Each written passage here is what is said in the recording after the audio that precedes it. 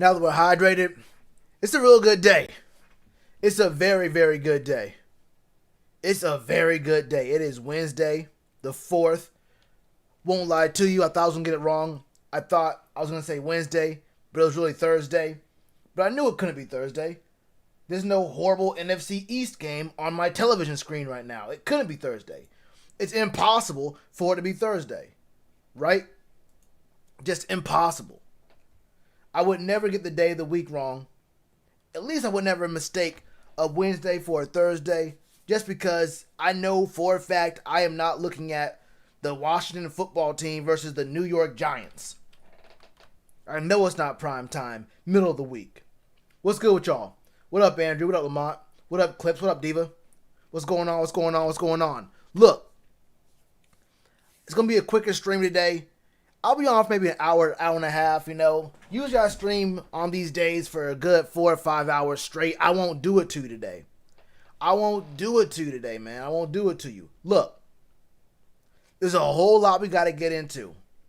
Really, mainly, two things in particular. One thing that I really want to talk about, another that I think is going to be not really huge news. You feel me? Not huge news because we know it's coming. And if it doesn't come this week, then damn. We going to look. Does it really need to happen this week? We'll get into all that when we get to it. Okay? We'll get to that when we get to it. What up, Brian? What up, Brick?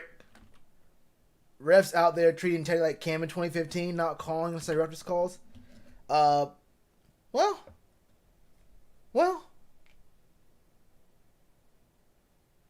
It is what it is. I'm going to say it right now. I'm going to be real with you. Any calls from the refs, or any no calls from the refs, I'm not going to lie to you. Those are not the reasons why this team is not winning. And we've been in just about every single game this year.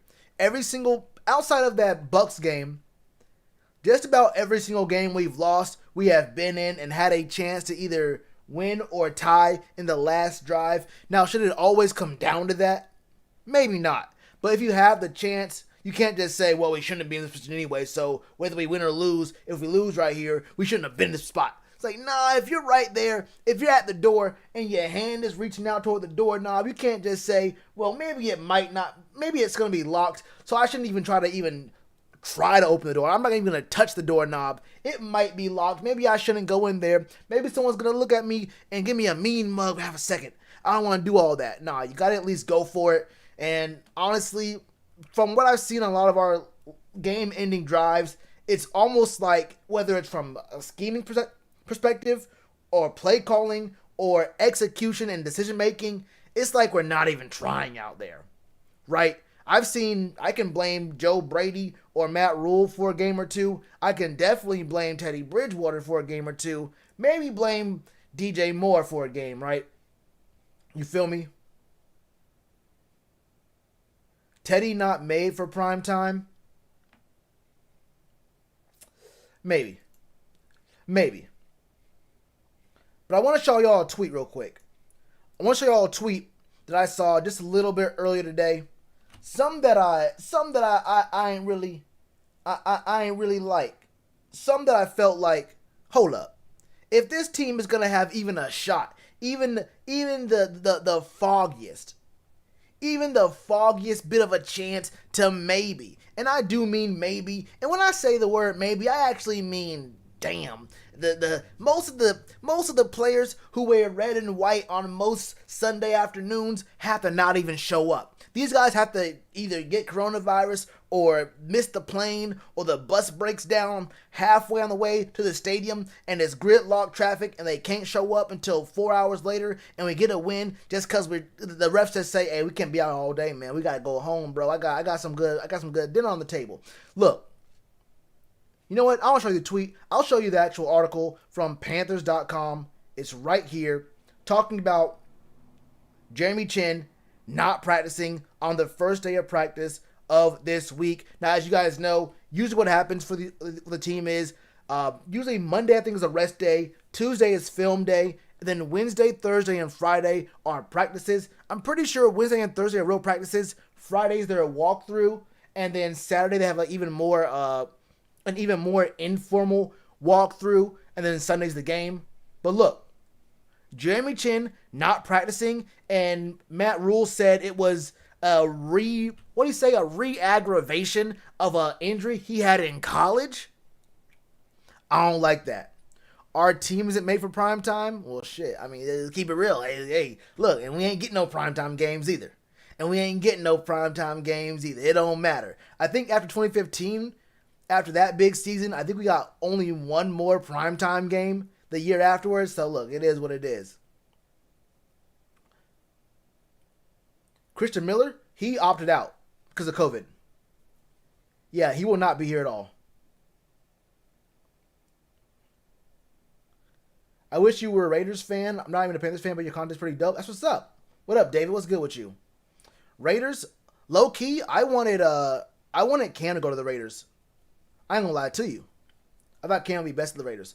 But yeah, Jeremy Chinn did not practice. Now that's not saying that Jeremy Chinn won't play in this game upcoming, but I don't think I've seen any practice from what I'm looking at on the injury report where Jeremy Chinn was a full, just like did not play, did not practice. I think we've seen Jeremy Chinn as limited, but Matt Rule's talking about playing it by ear. And usually when you see these coaches talk about guys with injuries, you hear them talk about, well, you never know what's going to happen. We gotta see all this other bullshit they talk about, and they won't give you a straight answer. But what I've been noticing about Matt Rule is that he's very different than Ron Rivera. Matt Rule actually he actually hints at what the actual truth is when he's in front of these reporters and whatnot. If he says we're playing it by ear and we'll see how he feels over the next couple of days, that seems to me like he's saying he really does not know. Like Jeremy Chinn could actually really be hurt. Like actually really be hurt. When do they travel? They don't. They do the walkthrough and they show up. They just there, okay? They just there. But I mean, even Brian Burns. Hey, and Brian Burns would know. He said he advised Jeremy Chinn not to rush back too soon with whatever is ailing him. I told him to rest up, Brian Burns said. Look, we probably going to lose by 80 to these Chiefs. There is no reason. Hold up, I got to scroll down. There is no reason for you to come back not at 100%. You already know what Patrick Mahomes going to do to you. This is only going to hurt your chances at Defensive Rookie of the Year once Patrick throw them dimes upon your head top. He going to be throwing them left, right, center. He going to make you look like Tyre Whitehead out there. He continued. Brian Burns also looked at him up and down and said, I ain't gonna lie to you. You really good at this game, Jeremy Chinn, but you ain't got no shot against this man, Patrick Mahomes. Okay? We got love for you in Carolina, but Patrick Mahomes is a different beast, and he's the different animal and the same beast. I don't know what it's gonna be, this is a long quote. I don't know what it's gonna be, my brother, but hey, if you gotta be out one extra week, this is the week to do it. Now, how they got Brian Burns to speak all that much, they have very short segments when they get in front of the Zoom with the reporters and whatnot. How they got Brian Burns to say all that, it's kind of crazy to me. He was very candid in his response. The reporters did a really good job of getting all that down. That is a lot to copyright. But yeah, look, I don't want Jeremy Chinn. He's obviously the anchor of this defense. College game was working a little bit. Yeah, they're not bad. Could be worse. These boys in Nevada forgot how to count on God. Jesus. I actually do have the this random YouTube stream of the election, like whatever, in a different tab. Actually, yeah, this dude John Ralston from the Nevada Independent is now on this stream. He kind of old and look kind of scary. Let's go back to this Panther stuff. But my chat right here. But look, this is not the game for Jeremy Chinn to try to rush back and try to be a hero and say, Coach, I can get through it, Coach. You already know I can tough it up. I can get through this. This is not the one. If he actually is hurt, and it sounds to me like even Rev Rule does not know the degree of how bad he actually is hurt. For me, I say we want you out there, and this is the chance to get some stats. Maybe you'll get some good context stats, because you can get an interception on Daniel Jones, or you can get an interception on Pat Mahomes. Now, the second thing ain't very likely to happen, all right? But one interception from Pat Mahomes might be more valuable than 2 interceptions from a Sam Darnold or a Danny Dimes, you feel me? One of those kind of things. But you still don't want to see Jeremy Chinn out, because at this point, I'm not sure what we got. I'm going to go ahead and look this up real quick, because I'm actually very interested to see what's going on here. Okay, couldn't do it. Did I misspell it? No. I want to see this real quick. Linebackers. Jermaine Carter has played all of 20 snaps this year. That's wild to me. Jermaine Carter has only played 20 snaps. Now I gotta do this.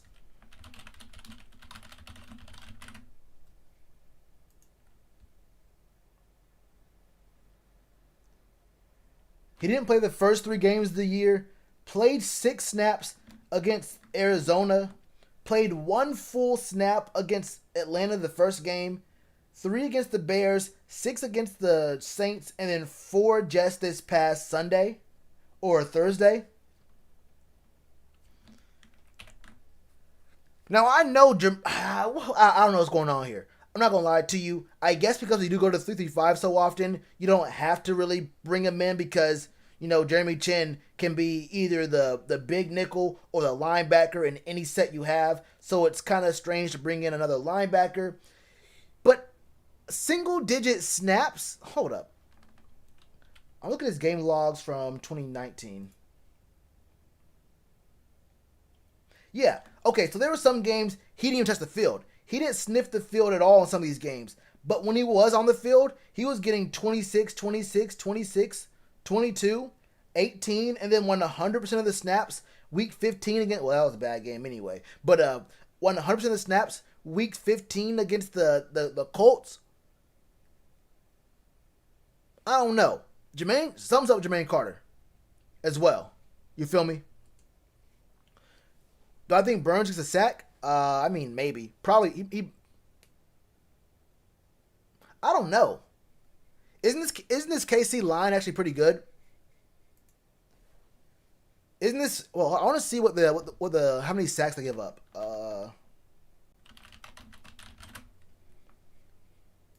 How many sacks did they give up this year?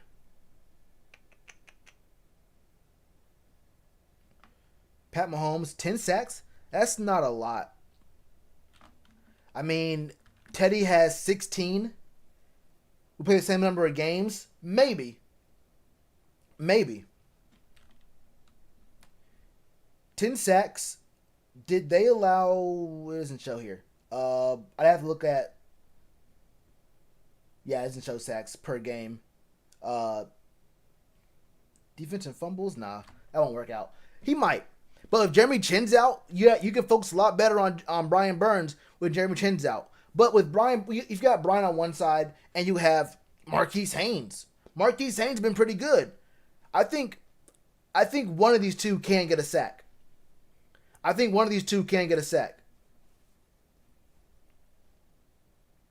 I'm from Vegas and a Panthers fan. What does that mean? What do you mean?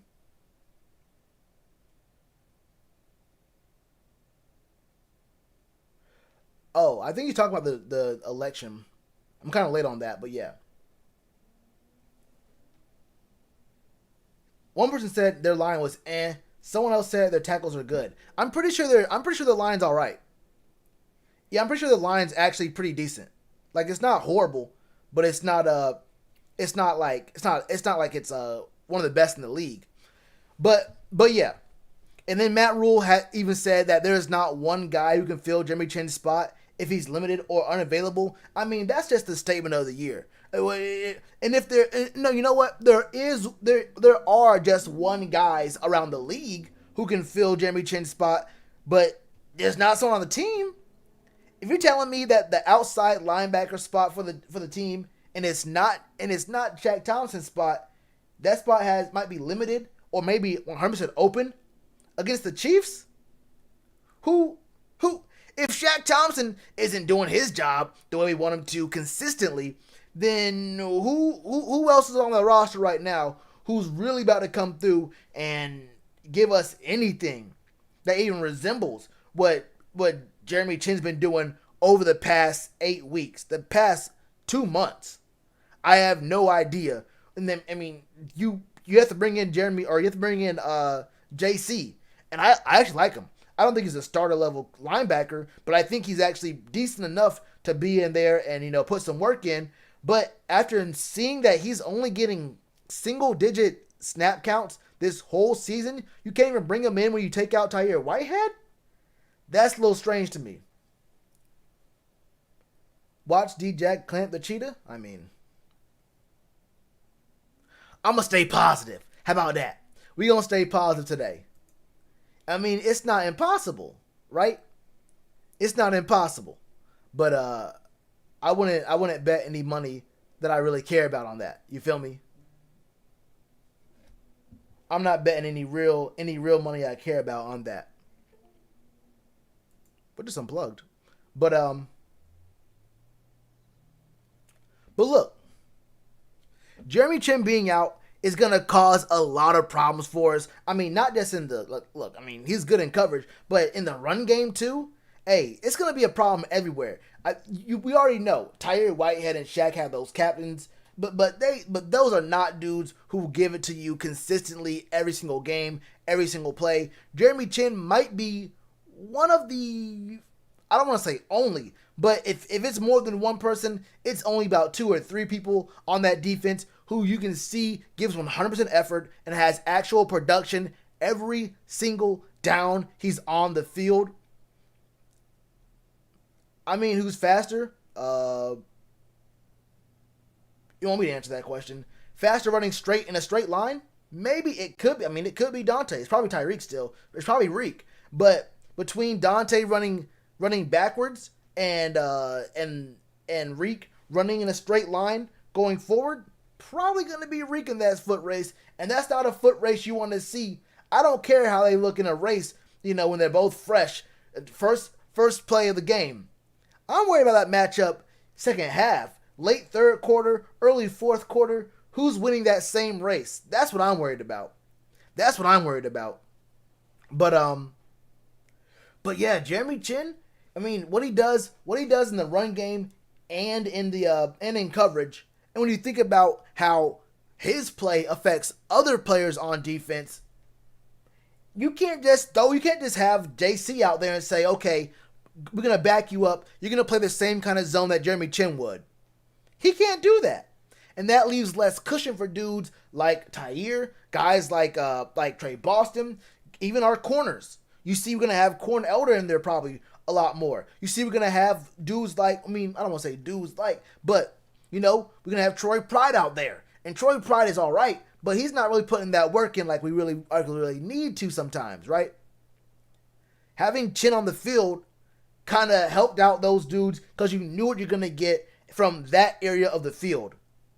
There's an even bigger question mark in both the run and the pass defense game without Chinn on the field, right?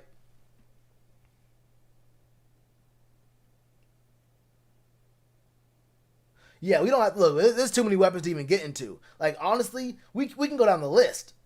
It don't matter who shuts down who, because if anyone shuts down anyone, then I don't think there's very many other players on the field who are shutting down enough weapons to make it a real difference. Like, Pat's like, okay, you shut him down. Okay, I'm going to go to him, and him now. What about those dudes? You stopped him. All right, that's cool. What's your answer to these boys, these other 6 to 7 boys on the field right now who can put in that work? Trey's good. Trey's been solid. No. Trey's been solid. And he's way better than Kenny Robinson right now. I mean, and I even said I thought that maybe the team should have, if the year's given up on, you can just put in your young players, let them make mistakes, and give them playing time. On one hand, you get playing time and experience. On the other hand, you might end up, ruining their confidence going up against Pat Mahomes right now. But I think Trey's been solid so far. I think he's been solid for the most part. I mean, not great, but I never thought that Trey Boston was going to come here and be great.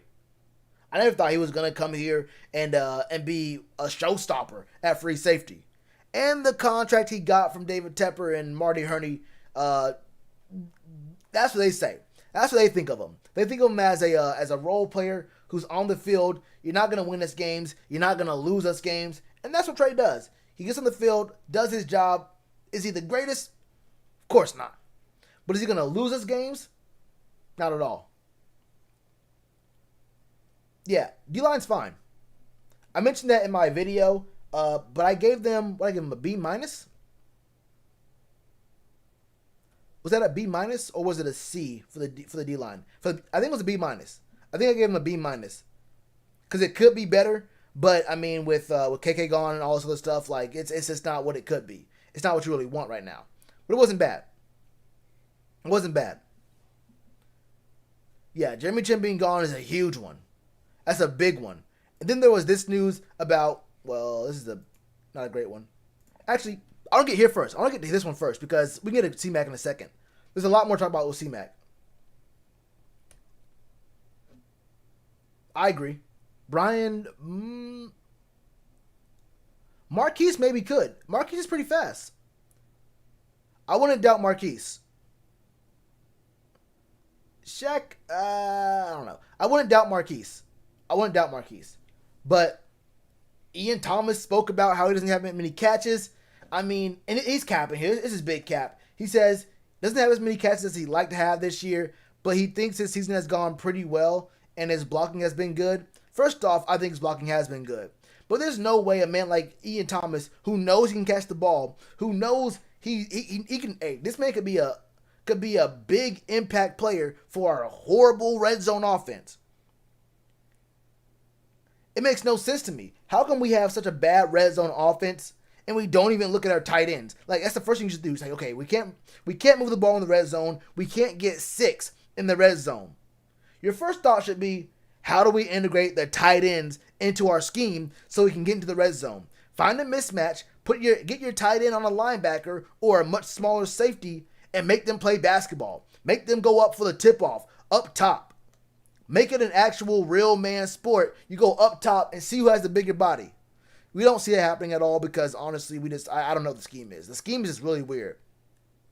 Part of that could be that C-Mac is, the season started and the only plan we had was when we're in the red zone, give the ball to C-Mac. Right? When we're in the red zone, give the ball to C-Mac. He goes down week 2 and then we just blanked. We said, okay, let's try to score outside the red zone And if the ball gets stopped at the 19 or closer, we bring in Joey Sly on the field. First down, 1st and 10 from the 19. Just bring Joey Sly in. We know what's gonna happen. We already know what the deal is. Just go ahead, bring Joey Sly on the field. Let him kick his field goal. Matter of fact, on 1st and 10 at the 19, you have Teddy run backwards 10, 15 yards. Because those chip shots for Joey Sly, they're not 100%. You back yourself up to the 30-ish, make it a 47-yard field goal, and you already know Joey Sly gonna put in work. So I have no problem.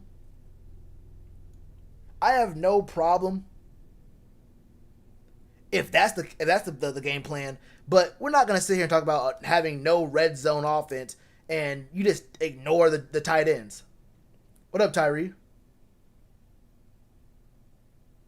You know what? Low key, he's not really a high point tight end, but he does move parallel to the quarterback. He has very good awareness, especially on the back line of the end zone. You're right. He's not really a verticality kind of tight end, or at least I haven't seen it from him in the NFL yet. But he's had only very limited opportunities. And what I have seen of him, he can catch through contact, and he is not scared to go into traffic. Those two things. So I assume he can do that. I assume he can go up to the high point. But if he can't, even trying to thread the needle there. And let's be honest. Teddy is not afraid to thread the needle. I've seen him, I mean, it's usually on quick slants, but I have seen him just be unafraid to go through 3 defenders to find Robbie Anderson on a slant. Or just an even deeper in breaking route. Just like maybe an intermediate, 7 to 9 yard route to my man to Robbie. I've seen Teddy throw those kind of scary passes. Or you have to have a little bit of confidence in yourself, right? He's not scared to throw those passes. We don't throw them to tight ends. We don't throw them to any of our tight ends. And we see on these plays on the really small sample size we've seen where we throw it to tight ends, they've been open. They get open. Chris Manhertz I think he only has 1 reception. He was open on his. Ian has been open on all of his, and even when we look them off, they're usually open. Look, Manhertz or Ian Thomas, I don't really care. Just throw them the ball. I mean, and even forget red zone, even moving up the field. If that works for us, ignore them works moving the ball up the field. But damn, bro, just use them. I mean, if you use tight ends up the field, it might make the defense actually respect them in the end zone, in the red zone, and you might be able to get a little bit more coverage moving their way, which opens up for other players. Now, first you have to have the execution and the play calling to actually get that done, to even make that even possible. But you might get softer coverage on one of these other dudes if they actually have to respect your tight ends. I see these linebackers and safeties play very soft coverage, give a lot of cushion to Ian Thomas and Chris Manhertz, because they look, if we see it, they see it. They have whole coaches, interns, and analysts who watch our games 3-4 times. If we see we're not going to tight ends, they know it. They're not telling their linebackers and safeties to really respect the tight ends routes. They say, be in the area, be in the vicinity, but you can probably shade closer to someone else. And we see what happens. We don't even look at it. It doesn't really matter, honestly. But something that does matter is this article from NFL.com. Actually, fuck that article. I'll just go over it by this tweet. Look, you know what I will do? I'll do this, because this is way better. No, I can't even do it. Can't even do that. That's fine. C-Mac was a full participant in practice today. He was a full participant in practice. That's really good news. Now, he was designated for return to the team, but he hasn't been officially reinstated. What that means is when a player is designated to return from IR, you don't have to actually put them back on the team, on the 53-man roster just yet. You have 21 days from the time you designate them to actually put them back on the roster. So, we designated him last week. So he's used about a week of his designation time. The team has to what's it called? They have to reactivate him on the roster either before this game or our next game. It's a little bit weird to me that we have not activated him to the actual roster. You're not gonna trick the Chiefs. Look, if you're trying to get a competitive edge by having C-Mac practice, but not actually officially say, okay, he's actually back on the roster.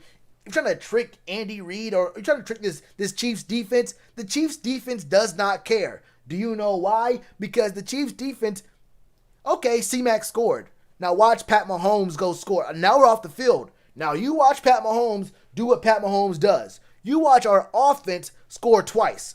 I don't know how they did it. Before you get the ball back, the Chiefs scored twice. They already scored twice. What up, Monty? What's good with you? Reevaluate? No, not that one.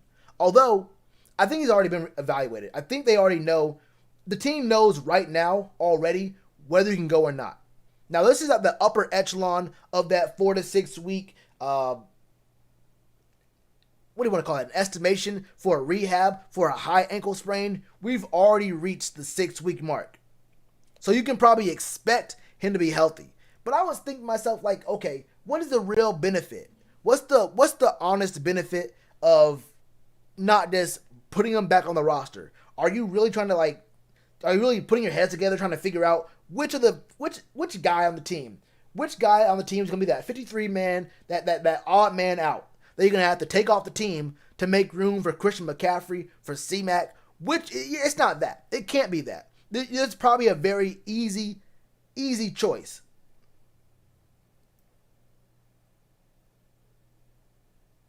What up, Heath? What's good with you? What up, Trill?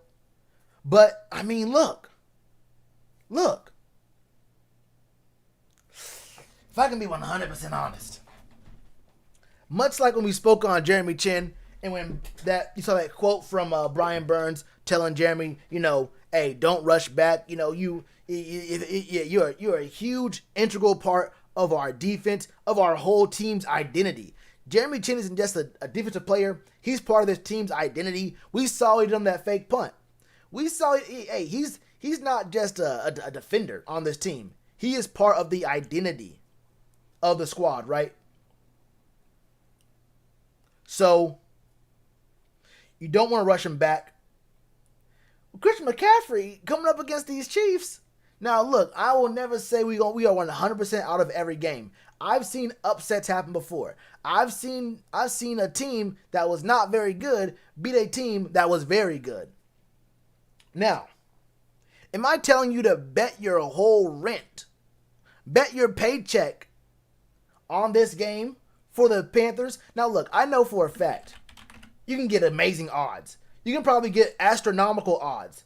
What are we at? Whoa, I thought we were 14. I thought we were 14-point dogs. Actually, we're only 10-point dogs, 10.5 points. 11 with, who is this? William Hill? Probably want to go with that. I always go with Westgate. I always take Westgate's numbers. But 10.5-point dogs in this game, and they're saying this is going to be the highest scoring game this week. Wow. I mean, damn.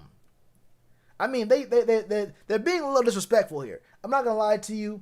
They're calling it 32-22. Or, I guess, what? How do you reach 32? What, 31-21? Yeah, 31-21. That's doable. 31-21. Chiefs, that actually could be possible. 31-21 could be actually a score. Now, are they only going to score 31 on us if they run the ball a ton? We should probably be. These are actually some pretty creepy odds. I don't like this. I think we cover. I think we can cover depending on how the game shapes out early. If they go ahead a lot early on, especially with C-Mac. Also, with C-Mac not actually being officially activated on the roster, the second C-Mac actually comes back, this line is going to come down. It might come down 3 points. Probably not 3. It might come down 2 points. It might come down 2.5 to just straight up 8 points. It might come down to just 8 points. So if you want to take the spread in this game, you probably want to do that now, because the moment C-Mac gets activated, if it gets activated, this number's coming down for sure.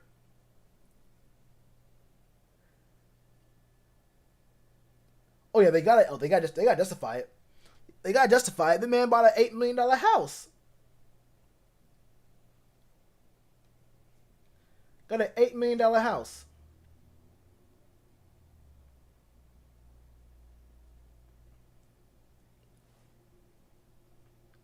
I'm not going to call it. I want to be embarrassed.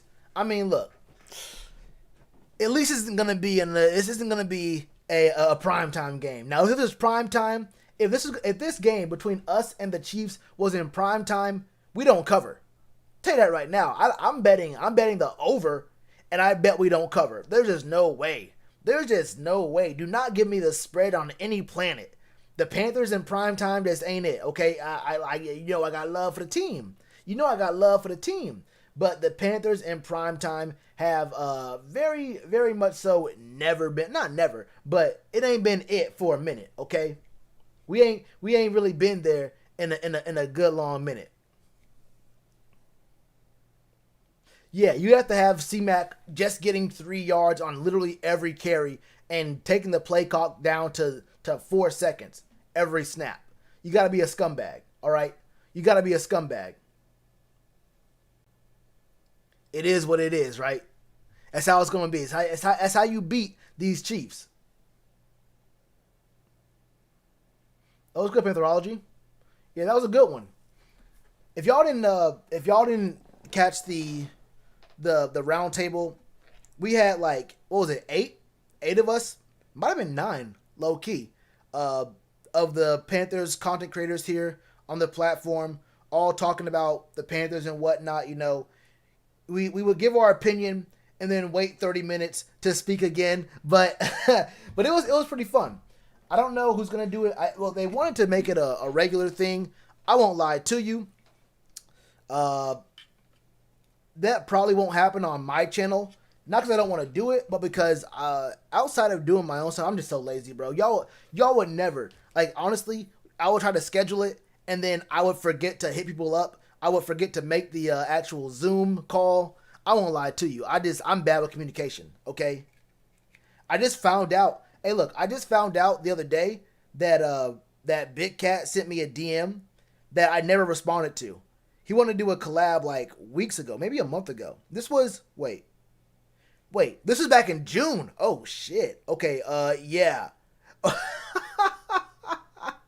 I just realized just now. I missed a DM from Big Cat in June, the end of June, to do a collab, and I never even realized it until we did that round table, and he mentioned it. He mentioned wanting to do a collab, and I saw the tweet. I saw the DM. I thought I hit him back after that, and yeah, it is what it is.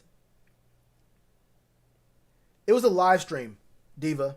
It was a live stream on PNP's channel, the Panther Nation podcast.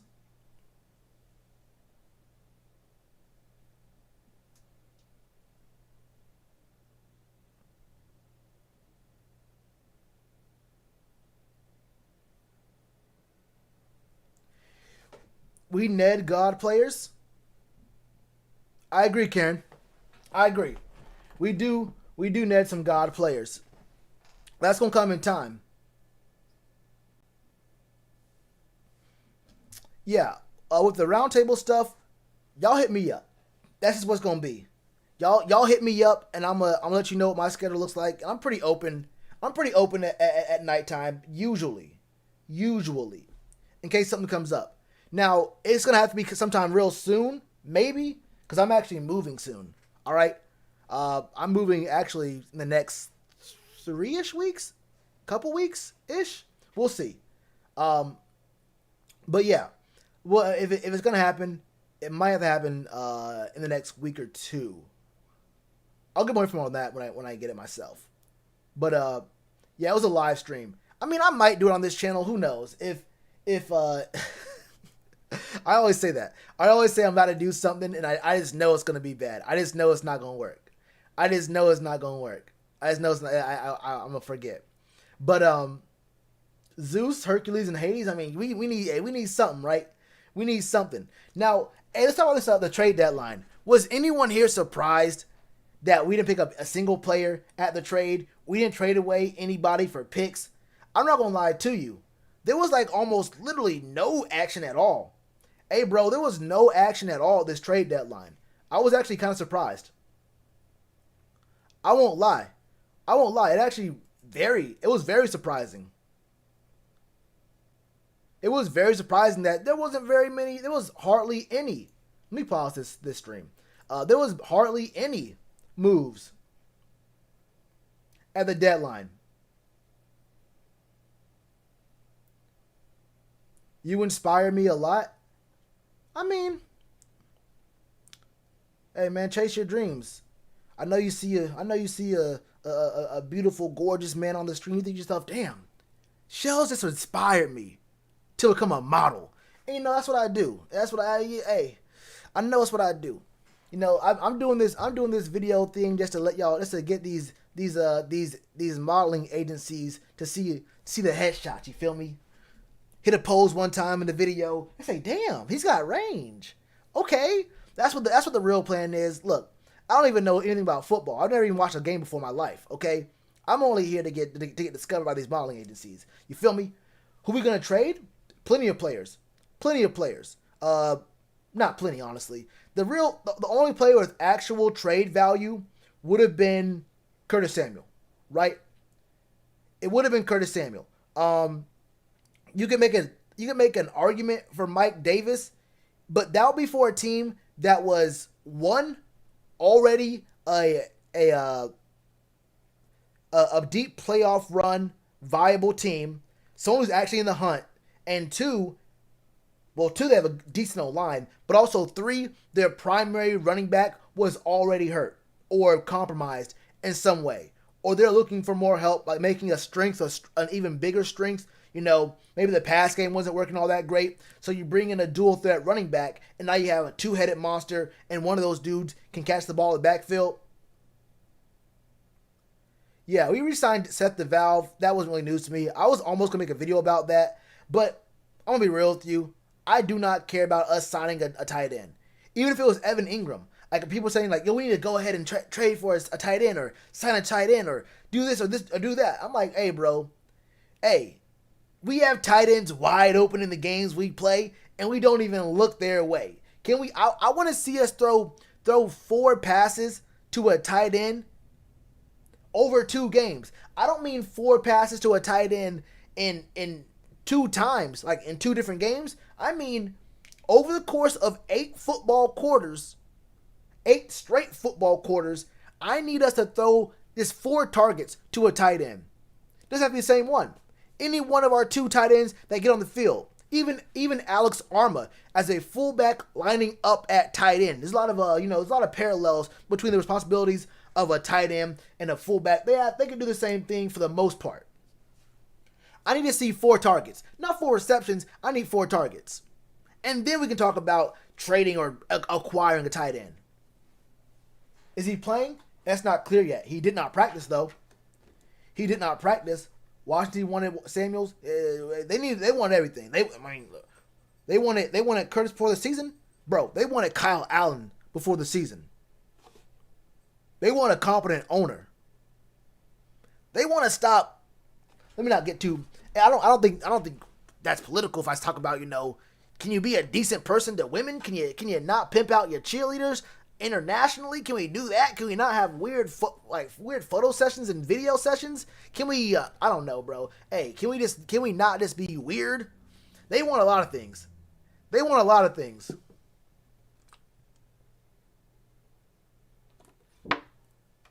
Right, Monty? Ian trying to get a contract. At the end of the year, he's like, Teddy, you took everything from me. Teddy looking at him like, I don't even know who you are. It's true. I promise you, Teddy has never had a conversation with Ian Thomas. I promise you, who's Ian? We have a guy named Ian on our team? Yeah, he's the tight end. A what? A what? It is what it is. Shaq better step up Sunday and do what? Win us the game? Shaq better step up and do what? Shaq could have his best game of his career. I ain't gonna lie to you. Shaq could have the best game of his career. And we're gonna need several players to have the best years of their careers. That makes Teddy sorry like that? No, it makes Teddy I don't think he's sorry. I think he has bad decision making. Actually, that's pretty bad actually. I don't think he's sorry though. I think he's just an average quarterback who I don't like the way he sees the field. That's my biggest thing about Teddy. It's not about him throwing short. It's about how he reads the field, and the way he zeroes in. And it could be scheming, because I see these plays a lot. You see these plays, these alignments for our offense, and you can tell. And I always point it out in my live streams during the games. I say, this is the play. We want a quick slant on this side of the field, and it's going to the player in the slot who's closest to us, who's closest to the line of scrimmage, right, or closest to the line, the O lineman, right here. It was a play I called in the first quarter where I said this pass is going to the outside receiver right here, and I can tell you that because I see it wasn't Seth Roberts, it was Farrell Cooper and Ian Thomas in tight on the right side of the field. We literally never throw it to either one of, when they're together on the same side of the field and they're in tight, we never throw it to them, number one. And number two, we don't bring the ball to their side of the field. It's always a play to the opposite side, and it's usually a pass, usually either a comeback or a quick slant to the opposite side of the field. And usually it's to Robbie Anderson. If it's not that quick slant to Robbie, it's going to be a pass to DJ. It happens all the time. We have very predictable sets. And what's crazy is we don't even use those sets to it's okay to use the same formations. It's okay to use the same looks multiple times in multiple games. The real issue is when you don't use those looks to call different plays, so teams they can't just prepare for the same look every single time, and they just know you don't have very many options out of this look. You go to either this play or this other play, and it ain't gonna happen. You don't have very many other things to look at. All right. He threw the Saints tight ends, just not our blocking tight ends.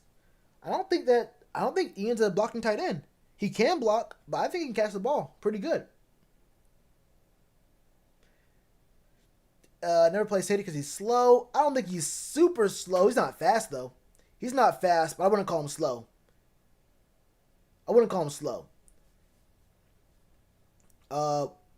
It depends on what we do with KK, Jameer. We should have a little bit more, but it's going to probably go away pretty quickly.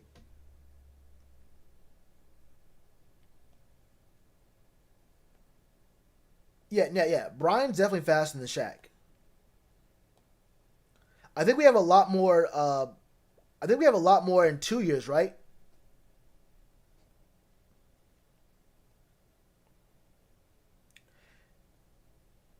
Shaq ran a 4.6 years ago.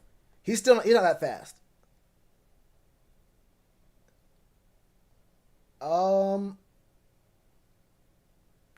That's not true. I don't think Shaq is slow to the hole and slow to the pursuit with the pursuit to angle. Nah. I don't think he's slow. I think he makes the wrong decision. I think Shaq makes the wrong decision. I think Whitehead. I think Tyre's slow. Tyre's slow and makes the wrong decision. And he's just not good at coverage. Shaq is good. Shaq's a pretty decent coverage linebacker. I just think he doesn't make the right choices a lot of the times, and you see him out of position. With Tyre, he's just not good. He's not good, and you have zero expectations for him. Shaq, we've seen Shaq. Hey, bro, we've seen Shaq be good in coverage as a linebacker. I mean, he's not the greatest. He's not going to be Luke, patrolling the field, or even Deion Jones. He's not even a Deion. Those are both Mikes. But I mean, he's not slow or bad. You have to pay Taylor Moton. First and foremost, you have to pay Taylor Moton, but I have a sneaky suspicion that won't happen. I have a sneaky suspicion Taylor Moton's going to do the smart thing, and because he could be extended now. I mean, Marty could extend Taylor Moton right now, but I'm thinking that Taylor Moton is thinking to himself, why would I ever do that? If I'm Taylor Moton, why would you ever pick up the phone when Marty calls? If you're Taylor, you're thinking to yourself, if I stay healthy for the next 8 games, I'm gonna have maybe 15 other teams in the league calling me or calling my agent trying to sign me. And now we're in a bidding war. You said you like me, Carolina. That's cool. Now, how much do you like me? I don't want to go into a negotiation where it's just one person bidding on me. You're bidding against yourself. Nah. I want the whole league to get a chance. And if the money ain't right, you have a chance to get paid more somewhere else or get paid comparatively, but for a team that's in a win now mode. Because right now in Carolina, let's be real, we're not built for a deep playoff run next year, realistically. So you could think to yourself, maybe you don't get paid as much, but you might get on the Chiefs, or the Ravens need to find some kind of passing. Maybe the Packers if they get a little bit more receiving help, maybe one of these, maybe the Bills even. The Bills aren't a deep playoff run team right now, but give them one more offseason, they could be good.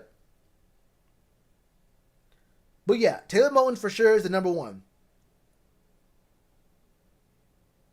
Wait, what? Pat called me a mark for liking Colin Jones. Yeah, Pat doesn't understand greatness when he sees it.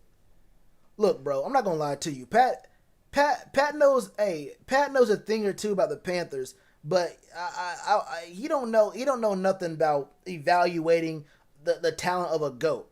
Like he really don't get what's going on. I know he watches the games, but I don't think he actually sees what's going on there when it comes to Colin Jones.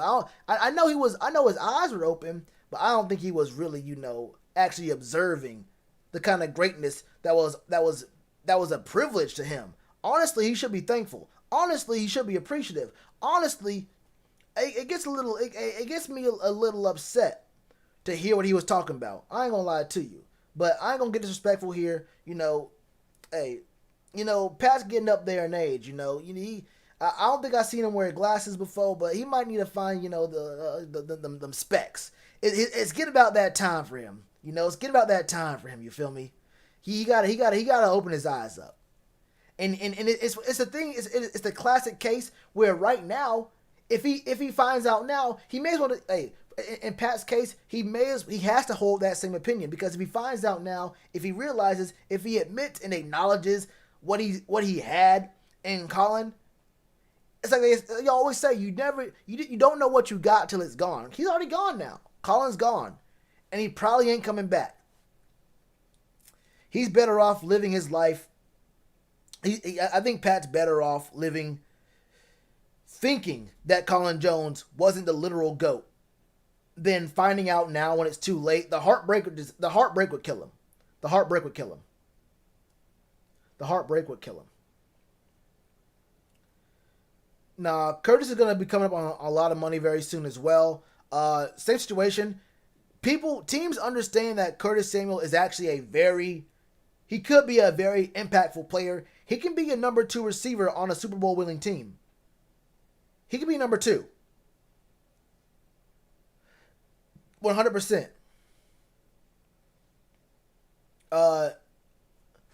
We should trade DJ.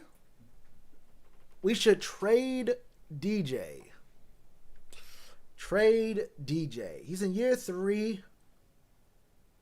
He'd have year 4 plus the 5th year option, so it wouldn't be a rental.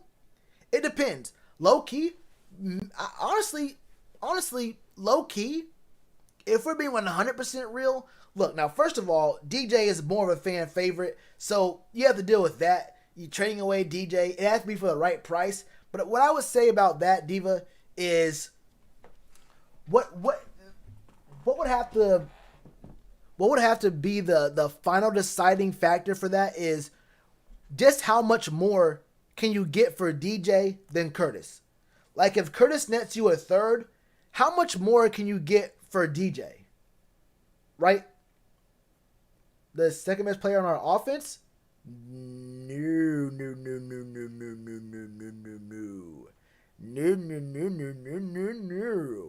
If everyone's healthy, he might be 3rd. Everyone healthy, it's definitely C-Mac, then Robbie. If everyone's not healthy, I think it's Robbie and then Mike Davis. I think Mike Davis had a better year so far than DJ. Am I wrong? Hey, am I wrong? Here goes Shelly talking about agree. Hold up. But I think Mike Davis has had a better year. I don't think I'm capping when I say that. But yeah, when it comes to Curtis versus DJ, I would say you have to think about, the perception of the look, how the fan base would take it. But I would also think about, look, what it comes down to is how much more can I get for DJ than Curtis?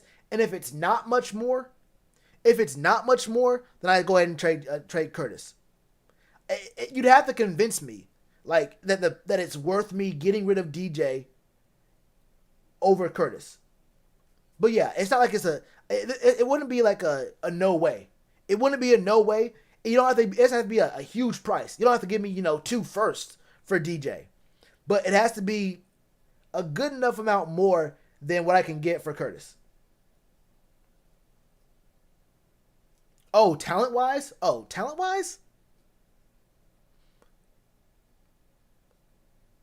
Maybe, maybe. I don't know. Is DJ more? Is DJ better at his job than Taylor Moton? And that isn't just this year talking. Taylor's been good for the past couple years, but then again, we can't talk about O linemen. It's hard to. I hate NFL ranking lists when you have the O lineman on the list like at 37 or whatnot. It's like how do I really evaluate the the value of an offensive guard to a safety in the league? How am I gonna really make a really good ranking list of players in the NFL? It's really bad, right?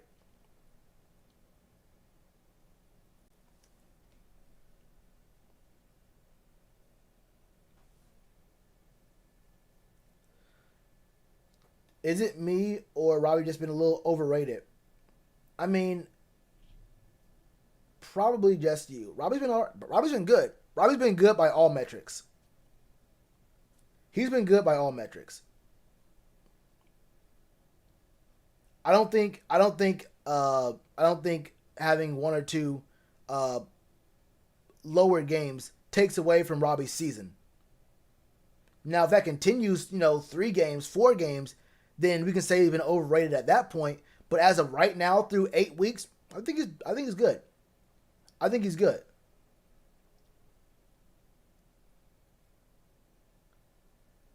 Don't seem like a pro. That's an interesting thought, Zero Chill. Doesn't seem like a pro. Robbie is always in pro mode. Interesting. And I don't even want to say you're wrong about that. I do think that DJ has shown, what would you call it? I wouldn't call it discipline issues, like, false starts, whatever, but started off his career with fumbleitis, had only 1 fumble his second year, couple drops. I don't know. I wouldn't go so far as pro, but I would say Robbie right now looks better.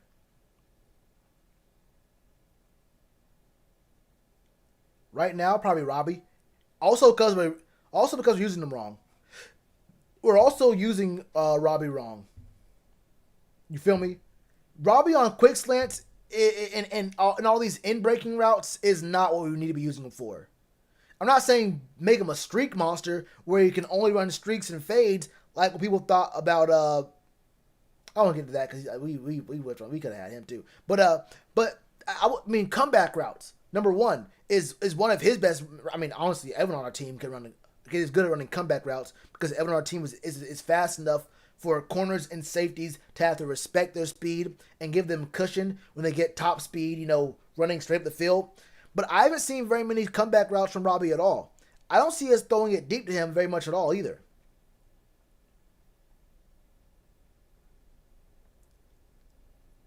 But I would say the best receiver of the 3 is Robbie. But we don't use him right. Curtis might be the most versatile though. You gotta wear it to get that Cheesecake Factory? Jesus.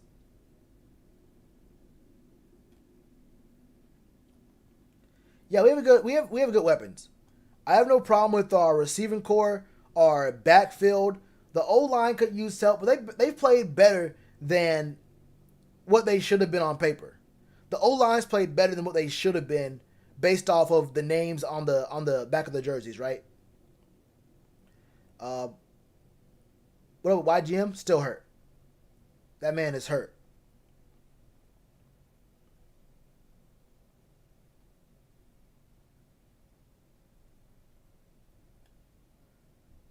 Are you sure you want me talking to her? She's cute. What are y'all talking about? Are y'all being weird in the chat again? Should we sign Vic Beasley? No. I don't think so. I wouldn't make very many moves. Like I mentioned before, I wouldn't make very many big moves at all or very many moves at all. And if we did, I've always said it. I think the only two spots we should make moves at right now would be the secondary and the D line. I don't think we need to make any more moves other than that. Outside linebackers for what? Really for what? I don't know. There's no good middle linebackers that you wouldn't have to pay. So, I mean, you can figure that out later on. And I'll be real with you. Tyre Whitehead has been a problem. He's not good, but I'll be real. Tyre Whitehead's only been the reason we lost one game. Let's be honest. Has Tyre outside that, what was it, the Raiders game? Yeah, the Raiders game. Outside the Raiders game, our very first game of the year, can we really say that Tyre Whitehead's performance on the field is the reason we lost? He's not helping out very much, but I don't think he's like as horrible as we're saying. Now, he has to get off my team, okay? He has to get off my team. But we've had chances to win. We've had very solid chances to win, okay? I don't do draft talk. It's November. I don't want to talk about draft right now.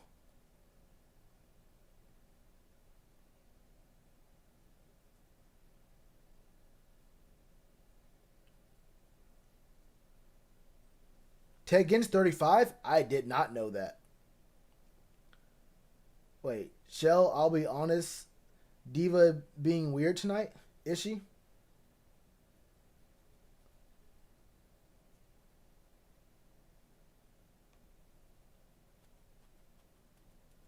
I'm not sure just what though. Jesus.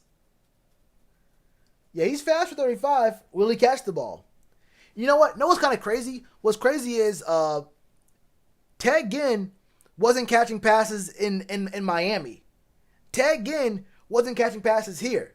Ted Ginn got connected up with Drew Brees, and I saw this man catching passes through in traffic, through contact. I promise you, Ted Ginn was catching passes with the Saints in his first couple years. I couldn't believe it. The first time I watched a Saints game when it wasn't us, I saw Ted Ginn catch the ball, catch a slant in the middle of three dudes, get hit hard, and hold on to the ball. I said, "Oh hell no, we gotta ride for some of that money." I don't know where the safe's at, but I gotta get the money back to the Panthers. Is not a chance on earth you missing these wide open fades. Not a jersey in sight for 10 miles. You're by yourself on the field and you're dropping them. I said, no way. I said, I gotta find someone. I gotta find something. It was a little bit disrespectful to me. I thought Ted Ginn was being very, very disrespectful by catching passes for the Saints when he first got there. I ain't like that.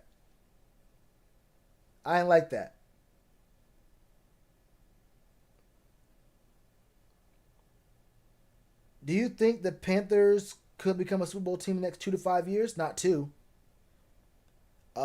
Maybe 5. Maybe 3 to 5. Given the right decisions get made in the draft and with contracts. Then again, literally every single team in the league, outside of the ones who are in cap hell, like the Saints are going to be very, very soon, can be, with the right moves, 2 to 5 years, anyone can be a real contender. Can we be a playoff team? Oh, yeah, for sure. Oh, for sure. Someone asked me what I thought about Teddy so far. About what I expected out of him. Decent plays, but he's an average quarterback, so we're getting average quarterback type of reads, average quarterback type of performances, kind of production. I don't mind Teddy Bridgewater. I always knew he was gonna be, a stopgap, a dude who could the reason the team signed Teddy Bridgewater wasn't to see whether they wanted to have him long term or not. I think the team knew they weren't going to keep Teddy for the long haul. But it was mainly to see what Joe Brady's offense could be, because if Joe Brady's offense can look pretty good to decent with Teddy, being the conductor of it.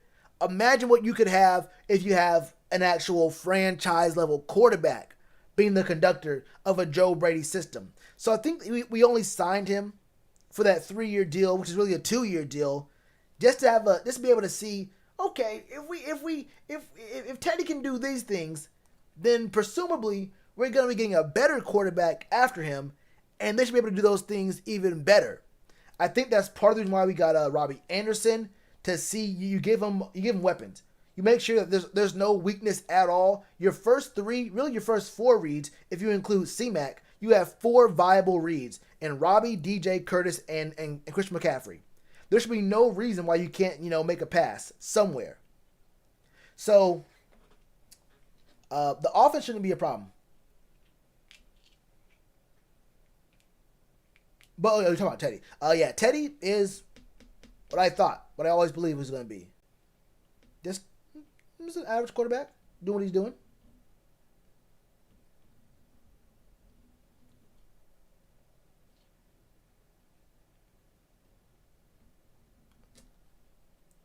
What player do you expect to change this team around? Colin Jones.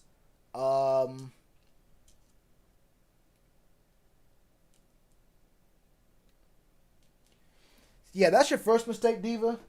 If a Cowboys fan ever opens their mouth and speaks on any topic even tangentially related to the game of football, I don't listen. I look at them, and once they finish talking, which Cowboys fans do like to talk. Cowboys fans will talk to you. I look at them. They stop talking. I go about my day. I don't care about what a Cowboys fan has to say to me. Your first mistake was acknowledging a Cowboys fan.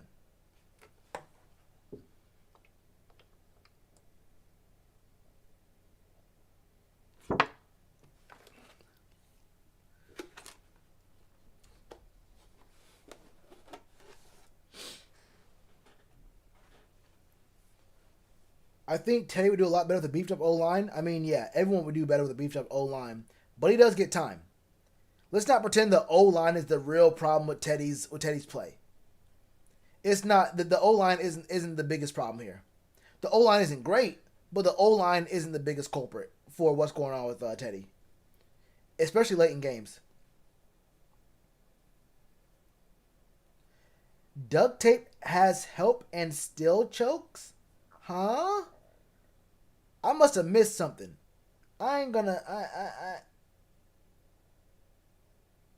Oh, Teddy duct tape. Okay. Oh, I see. Okay. Never mind. I thought okay, never mind. Never mind. We're good. We're good. I think. I don't know what's going on. I don't know what's going on.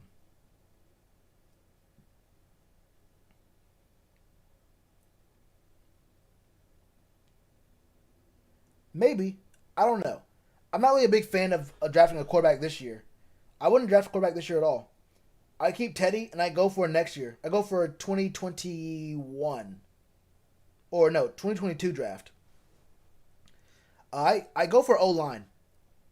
I would probably I'd probably go O-line first in this draft. Which is why I hate talking about the draft so early, because I don't think we should go for a skill position. I don't think I shouldn't be a quarterback. It shouldn't be a skill position guy. I think you go for an O-lineman. You can't say that your quarterback is having problems because of the O-line and then never try to. Well, we try to address it, but I think you have to keep trying to address the O-line. Greg Little, I said it before. I'll say it again.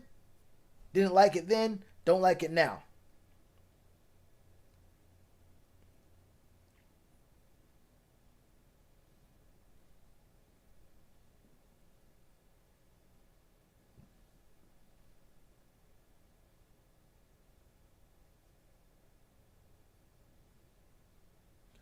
Oh, your entire family? That's tough. You're from South Carolina too? That's crazy. That's crazy.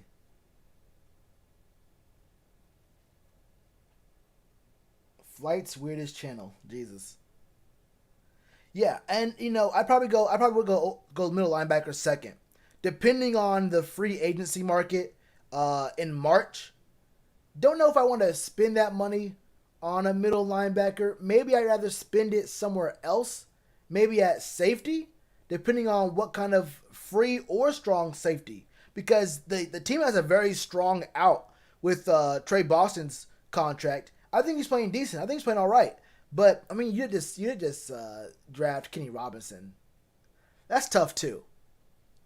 I don't think he's ready. I don't know if he can start next year. Maybe. It depends.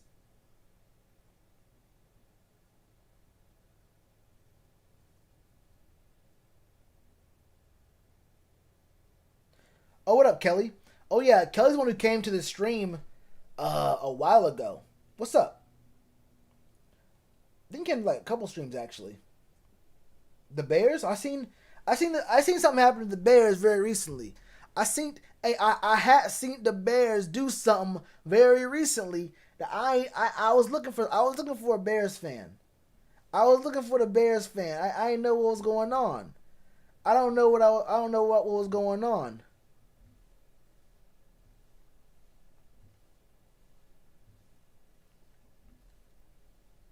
Trade DJ for Roquan Smith?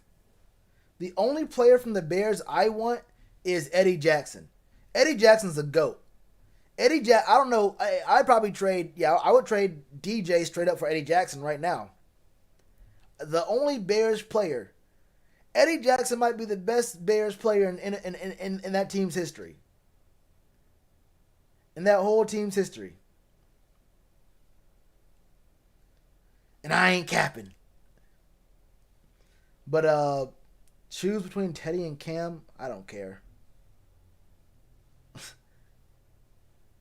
At this point, they're the same quarterback and will give you the same results. There, I said it. It's the same thing. Literally the same quarterback. Maybe one around back then, but I was one of the few people who was saying before the end of last year, before the off season of this past year, that you either have to extend Cam or try to trade him, try to get away from Cam before last year. And I gave my reasons for that. I wasn't saying that Cam was bad. I spoke on this Cam thing plenty of times. I have at least 15 videos in the past year. Before the 2019 season and after. They're easy to find. I don't want to keep giving my thoughts on Cam.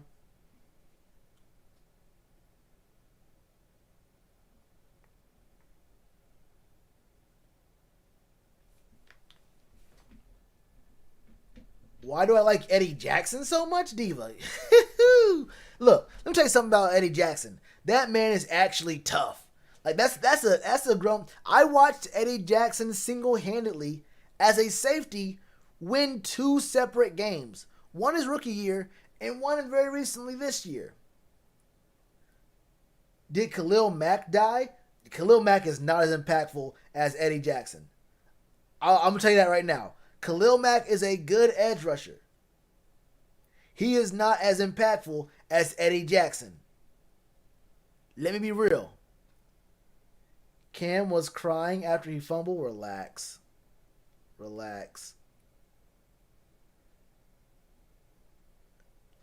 Yeah, A-Rob. Yeah, you got some good. You got some good receivers. Mooney kind of snuck up on me. I didn't think Mooney was that great, but Mooney's been kind of good, right? Mooney been pretty good.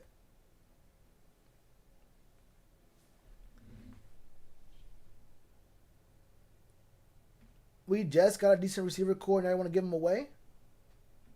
It's not about that. It's about how contracts work. What do you mean? What do you mean? I don't think you understand how contracts work. One guy is at the end of his contract right now. The other guy has one more year and then a fifth-year option, but you probably want to go ahead and extend him sometime soon because you don't want to become a free agent and let other teams bid on him. Then you have an O lineman you have to pay. And then you have, hold up, let me show you this because this is the most important part. Usually I wouldn't do this because I really wouldn't care, but I have time for it today.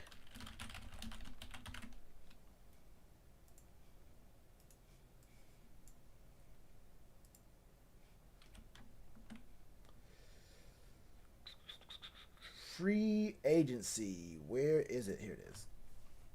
Free agency, Panthers.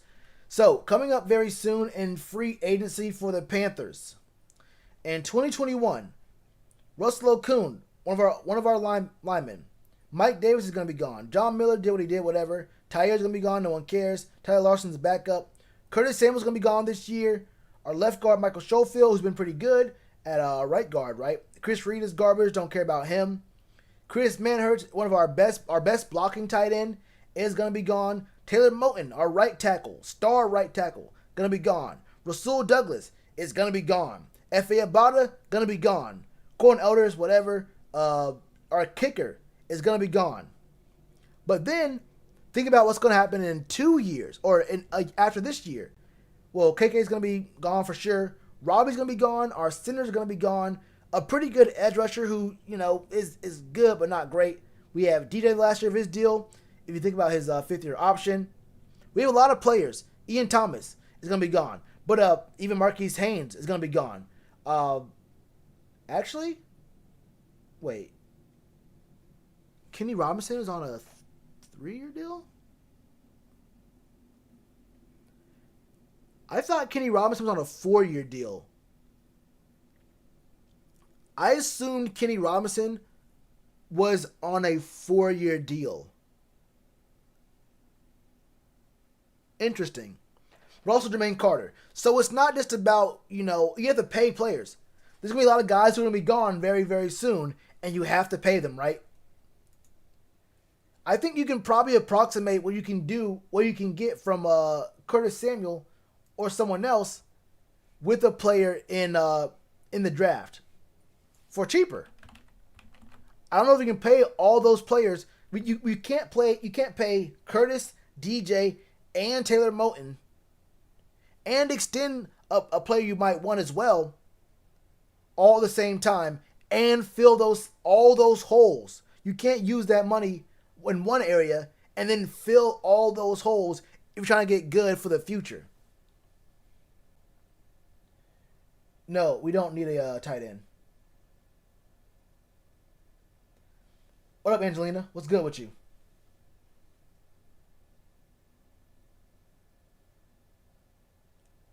I guess you like N-words? Huh? Corn Elder trash? Really? He's been good this year. He's been trashed in the past, but he's been pretty solid this year. I think Corn's been pretty solid. What up, MWS? Thanks for helping me keep track of the Panthers from MD. You are a very cool, jacked, gorgeous man. Matter of fact, why don't the Panthers get you on their content creation team? 4 years, $13 million. Hey, bro. Also, my auntie has a modeling agency. She said to give you her information. All right, just email me, bro. Email me her information. I'll get back to her. I don't leave the house without having the 6 figures already signed and accounted for, though. So let her know that. No negotiations. Any kind of money talk goes to my agent. Anyway, Michael Thomas might get traded. I don't know. They've been saying that. They've been saying they don't want to. Well, you never know. The Saints could use some draft capital though, because they definitely do not have any sort of cap room coming their way.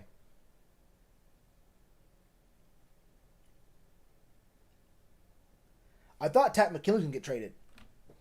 Takk did not get traded. How does losing Chinn affect the secondary? A lot, heavily. I mentioned that earlier. When you have Jeremy Chinn in coverage, it gives a lot more buffer to your corners and your safeties. One, I mean, look, if you have Jeremy Chinn out there, you might have Tyre Whitehead in a hook curl in the middle of the field, that's not good. But at least you might have Jeremy Chinn looking that way a little bit. You're able to play a lot more cover 3 because Jeremy Chinn can go out to the cloud flat deeper on the sideline. You can have more coverage deeper on the field with your cornerbacks, but he can also help out with some of the softer areas of the zone and give a little bit more. I don't want to keep saying coverage, but he's able to cover more field than if you have a guy like not Jeremy Chinn, but a guy like Jermaine Carter. If you have, it's about his value over his replacement, right? His value in itself is already sky high. Jeremy Chinn's value, just being himself, is sky high. But when you think about Jeremy Chinn's value over his replacement, do you really want to have one of your lines of defense be Jermaine Carter?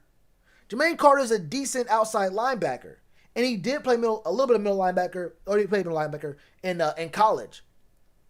But it's about how the defense reacts and how it plays with Jeremy Chinn on the field.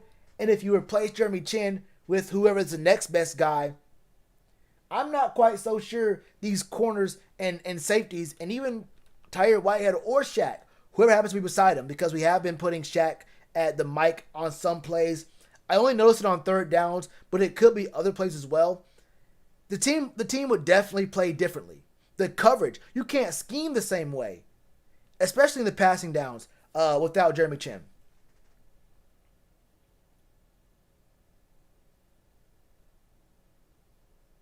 The website, that was, what was that? Oh, Over the Cap. I got you.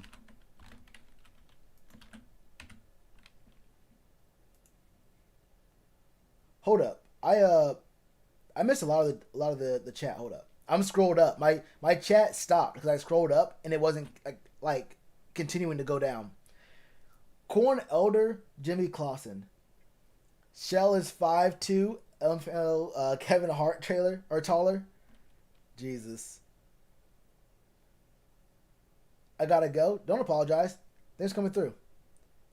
All strippers are models. Well, hey, Cam got a model ex-wife? Wife? I don't know. He got a model something. She's an ex-model. She might be an ex-model. You feel me? 5'2" lols. I'm taller than that. Ray Kurth was good. He was just a murderer in his second job. Don't speak on him. What up, Tree Fitty? Hey, Shells. Thoughts on Teddy's Big D? Hey, so I'm guessing you were in that round table. Who was that? I forgot who it was. I immediately, my first thought when dude started saying that, my first thought was, I'm going to forget that he said this. I'm going to give my man the benefit of the doubt, and I'm going to just go ahead and just say, look, I'm going to remember that someone said it, but I'm constantly trying to forget which one of y'all motherfuckers said this in my earpiece, because there was no need for it. If y'all missed it, I forgot. I don't know who it was. I forgot who it was. But someone made a very they tried to make a point about talking about Teddy's the offensive package he was working with. I guess the defensive package. I don't know. But talking about he saw a picture of Teddy packing. I said, bro, it do not matter. I said, hey, man, turn me into Lil Uzi for a second. I said, on whose green earth? This cannot be God's green earth. On God's green earth, I would not have to hear that in my ear. I have 2 ear holes. You have violated both of them. God only gave me 2, and you had to abuse both of them. That ain't right. That ain't right.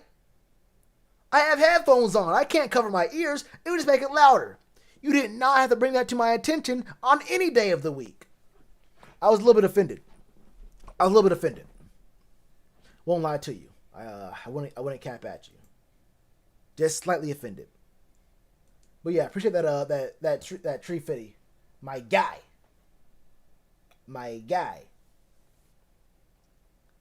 No, not wife. Oh, you're right. Yeah, he wasn't. Yeah. He wasn't married. He wasn't married.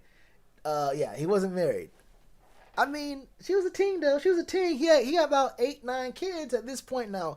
Hey, I know Cam was mad. Only $1 million to play for the Patriots. That man, that $1 million is literally all child support. I promise you, that $1 million for the year, this contract with the Patriots is literally only child support.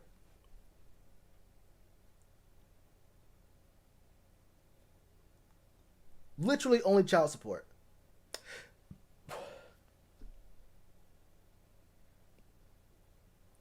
I don't know if it was turquoise, but I do think the shade kind of changed a little bit.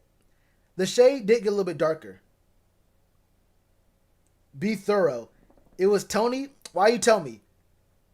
Hey, why do you tell me, Treefit? Hey, why you didn't have to tell me, bro? You didn't have to tell me. Now I'm gonna remember. Now I'm gonna remember. now, now, I purposely forgot who it was. It wasn't that I was trying to. It wasn't like I was trying to, recall.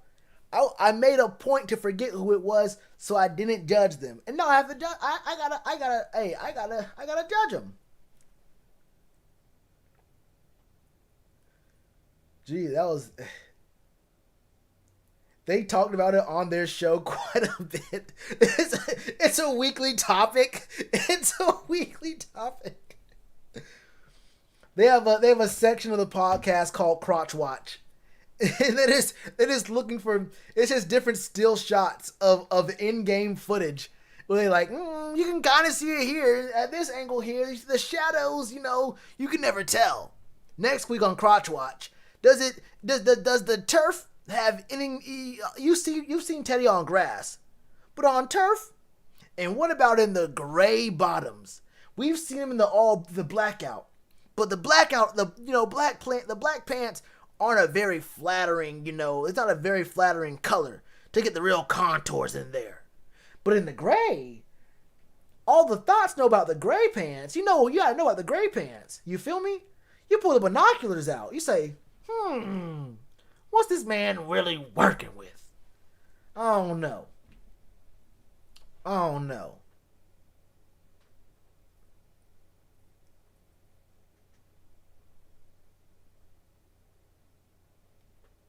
It was something else. If y'all missed that, it was something else. That shit was something else. Shell and Cam be having sword fights. Jesus. He won't be dabbing anymore.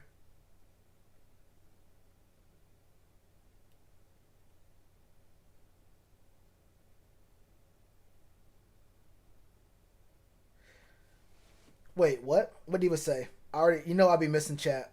The weird thing is I be missing chat and y'all be getting. I'll see something happen. I'm like, wait, there's just no way I can't just ignore the context of what happened. I like Cam, but I don't feel sorry for him or another of these ball players. Oh, fuck do I care about that shit? Yeah, I don't feel bad for any of them. Like who was it? Paul George? Can't feel sorry for him. That's a goofy move. You gotta move. Hey, you gotta move a little bit better than that. You gotta move a little smoother than that.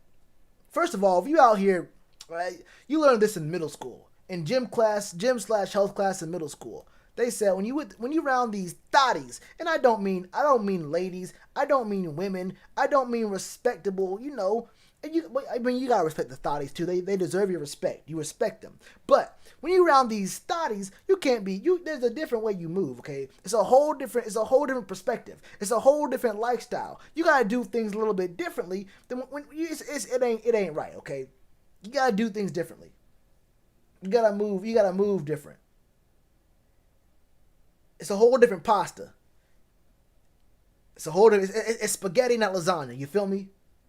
If you don't know what I'm talking about, then you don't know what I'm talking about. You might be on that penne vodka. You might be on that, on that bolognese. You might be on that ziti. Now, you could be on that ziti. There's a lot of mozzarella cheese, or there's a lot of Parmesan cheese in that one. But what the big point I'm trying to make here is it's spaghetti, not lasagna. And you got to understand what I'm talking about. You got to understand it's a different way you move. It's a whole different way you move.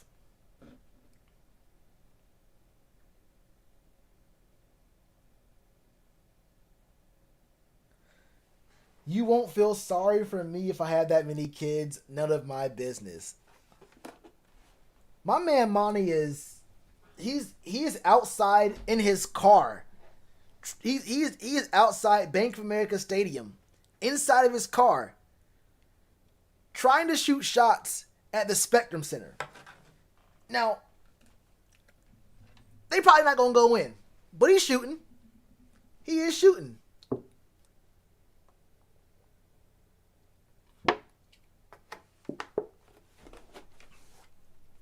But he's shooting. I feel sorry for LeBron. He didn't meet me first. Jesus. That's how a white man runs the...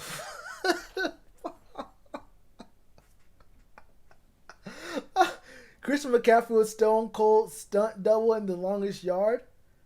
Wait, really? Was he really for real? No way. Wait, there's no way. There's no way.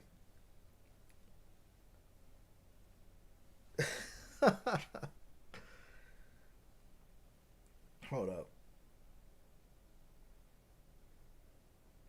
Do I know who this is?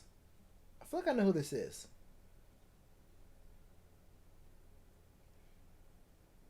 Maybe I don't. Oh well. Here from the Panther Nation podcast. What up? What's good with you? Shell got groupies. Run his fingers through his lace front. Jesus. Yeah, we kind of got derailed. We kind of got derailed a little bit, talking about a whole lot of different things that I didn't really want to speak on. Tree Fitty donated, and he kind of set me up. Tree Fitty's donation kind of set me up. Do you think CMC can still finish strong? This sounds like the kind of question that makes me think about what Tree Fitty set me up with, but I won't go with that. Of course. I mean, it's a sprained ankle, right? It's a high ankle sprain. He's been out for a month and a half. He better be. Look, the question isn't that. The question really is is the team going to hold him out? Is the team going to hold him out until he's 100% healthy? The answer to that question is that's what they should do. If he's 90%, I don't bring him back. I don't bring back if not this week. I don't bring back C-Mac if he is even 90% good. I wait for 100. 2.73 versus 2.65. 95% of the votes in North Carolina. Wait. I'm pretty sure that North Carolina isn't going to bring in all their votes until like next week, right? Yeah. My fault. I have this other thing in a different tab, you feel me?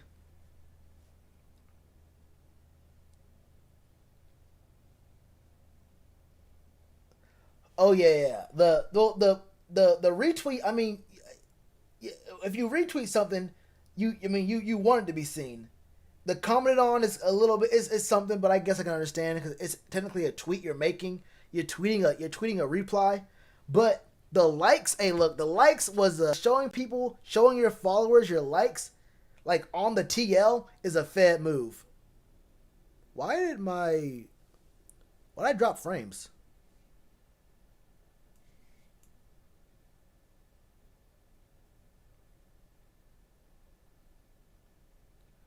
That's weird. I literally never dropped frames, and I just dropped like 800 right there. That's weird.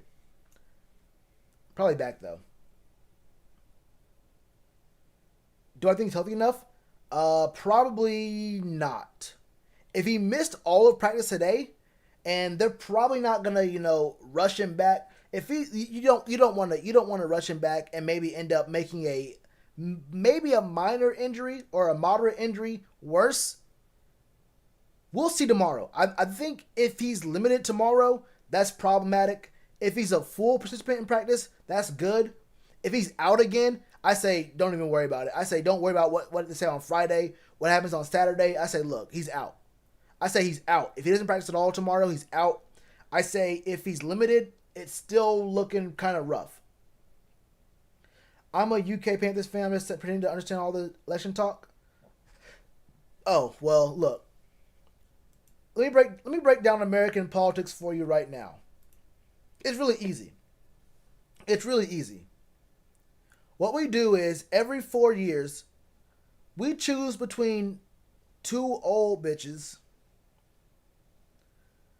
who honestly don't have any of our interests at heart. They don't really care. You choose between two really bad choices and you say, well, these are my choices. I guess I'm going to choose one of these two. You go in there, you fill out a Scantron sheet you haven't seen since sophomore year. I haven't been in high school for, what am I, 25 years now. Just had my 20 year anniversary or 20-year reunion not too long ago.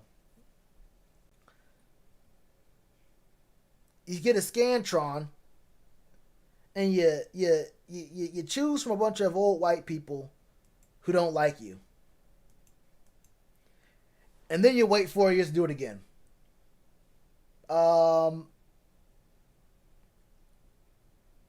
Did I have to specify white people?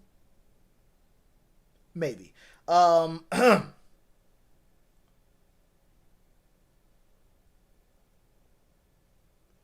don't speak on it, Monty. How do I know? Because the program I'm using shows me. I saw that my stream went from like green light to like orangish. Then I checked my drop frames. It's only what? It's 0.2% over the full stream. But I dropped like 800 frames.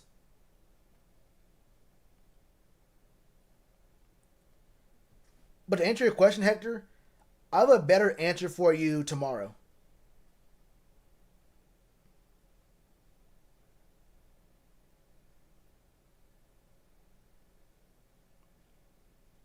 So y'all can see what I said to Ed Dixon on Twitter. Every time.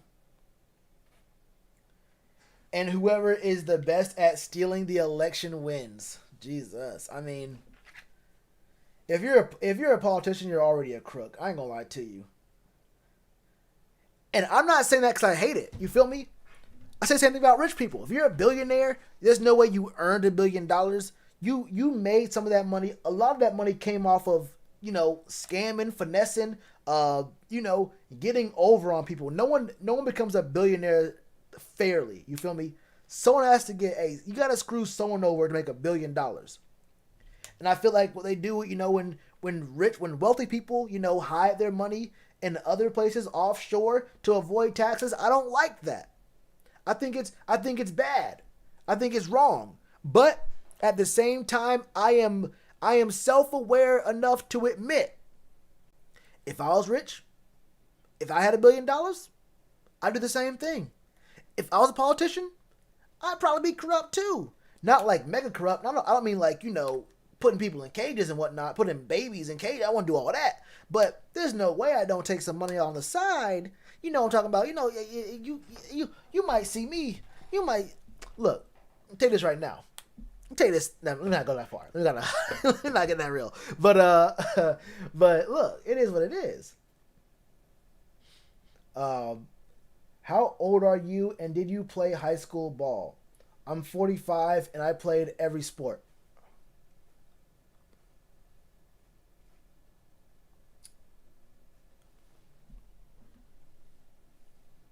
I was a 5-year letterman in volleyball. Made states 4 years. It is what it is. Bruh, I'm from Germany. Pretty crazy to actually hear this. What do you mean? Look, bro. Look. If you're from a different country, first of all, Germany, isn't it like 2 or 3 a.m.? I know the UK is +5. I think Germany is like 6. I used to watch some German person stream a while ago. And I think they said it's +6.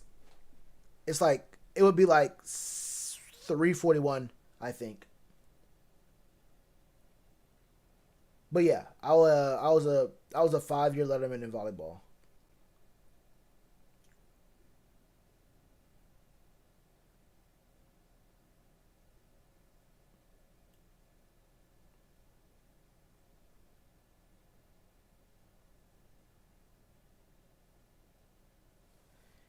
If you make less than 400,000, you are poor in America.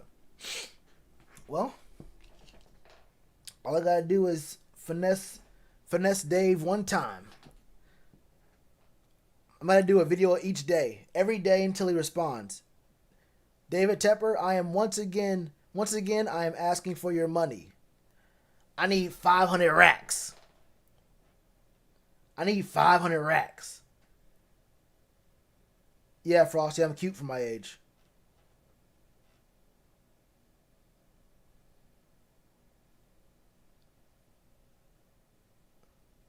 You 45-year-old Hobbit. Hey, bro, why you mad at me for being 5'2"? I'm 5'3" when I wear Skechers though. All right, Diva. I'll check you later. Yeah, 241 in UK. Hey, how's things in UK?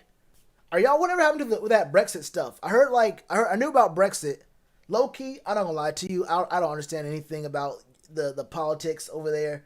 First of all, you have a queen, but in the royal family, y'all respect, but they don't do anything.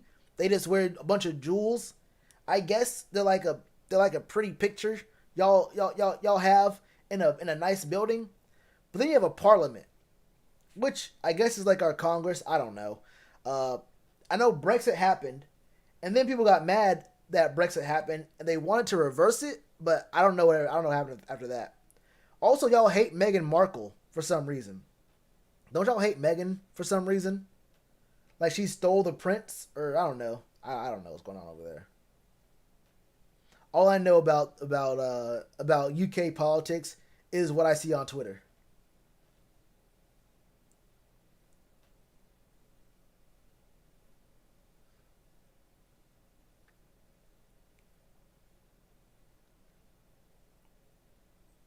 Gotta change my PFP to us when we lose. Jesus. I'm 6 foot freshman. You know you 5'4". Quit lying on YouTube. It's okay. Your inches went somewhere else. Stop it. Stop it. Night and get paid. A write off for Tepper. Hey, it is what it is. Hey, put me on the timesheet. Just say it was an investment to a analyst, an out of office analyst. You feel me?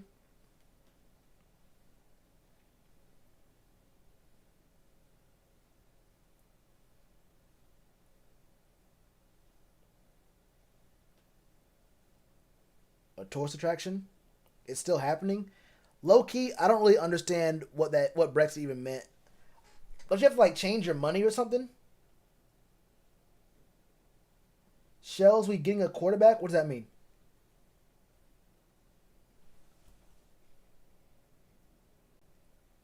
I know you got a Teddy. Yo, Shelly is going wild right now. What do you mean we're getting a quarterback? What does that mean? What does that mean? In the draft, you mean? Or what?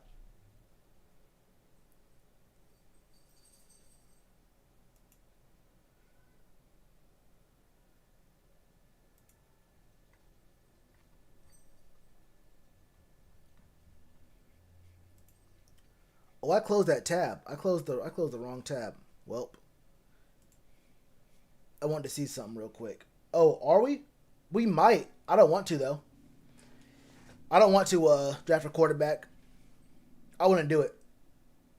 I would not do it. Pepe the Frog. Oh, I feel you. I feel you.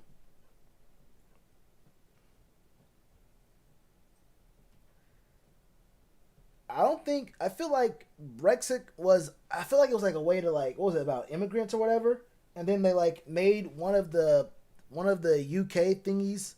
One of the countries in the UK, which is like what 5 different countries, like leave. And they changed their money. I thought Ireland was in the UK for a long time. Apparently they're not. I don't know. Apparently they're not.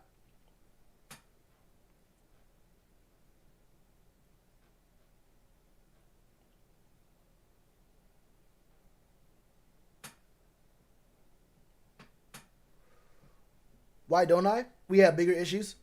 I think we should use our first round pick on an O lineman, probably our second on a middle linebacker, and I don't want a third round quarterback. So, I mean, at that point, I'd wait another year. We have Teddy on a 3-year deal. Really, it's going to be a 2-year deal because it's a very easy out in year 3, or I guess right after year 2, and you're going to be able to have all that money coming to you in a lump sum right before the free agency period and the draft period for next year. Also, it's just a weird year to draft. We know who the big names are.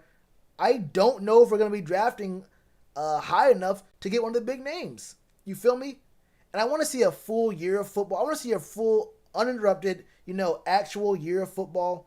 I think coronavirus is going to be here for a little bit, for a minute, honestly. But at least maybe by next August, it might be gone. We're back to normal. It might be back to normal by next July, hopefully. So teams have, full summer workouts, full practice periods. They have, they can do a lot more things, and we can see a better quality of college football. Make a move there. There's always going to be quality quarterbacks. There always will be. We have to out-tank some very bad teams to get a good quarterback.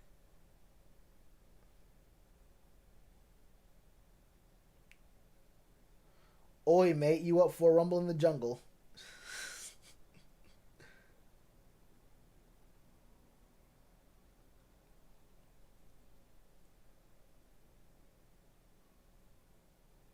Monty with the Teddy D. SMH. Christ.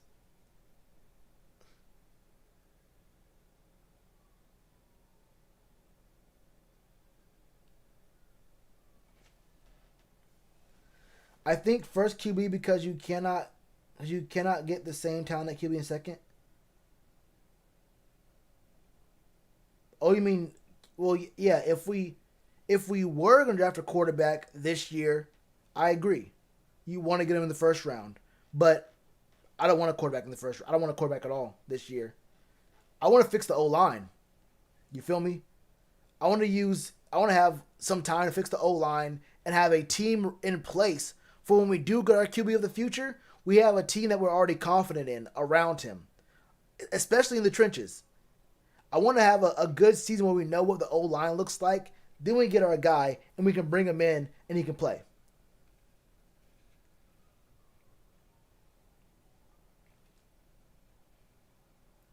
And the same breath, Connor, it'd be kind of crazy. I don't think there's very many people in America who can name, very many of those Premier League soccer players.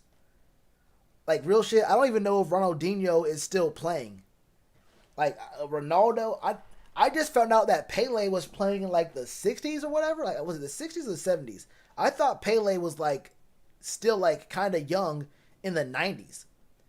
I found out Pele was like mad old. Who else? There was a guy named Thierry Henry. His name was like spelled Henry, but it was pronounced differently.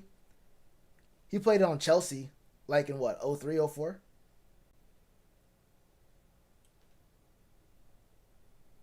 Yeah, it's going to be hard to out-tank some of these teams this year.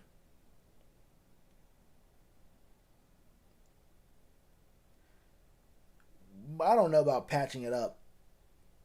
I don't know if I double dip in O-line. Because if you go quarterback, if you go quarterback first round, and then you go O-line second and third, then when do you get your middle linebacker?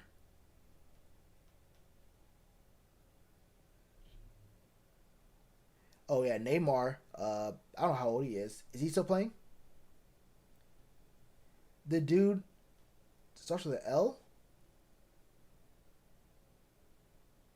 I couldn't even tell you.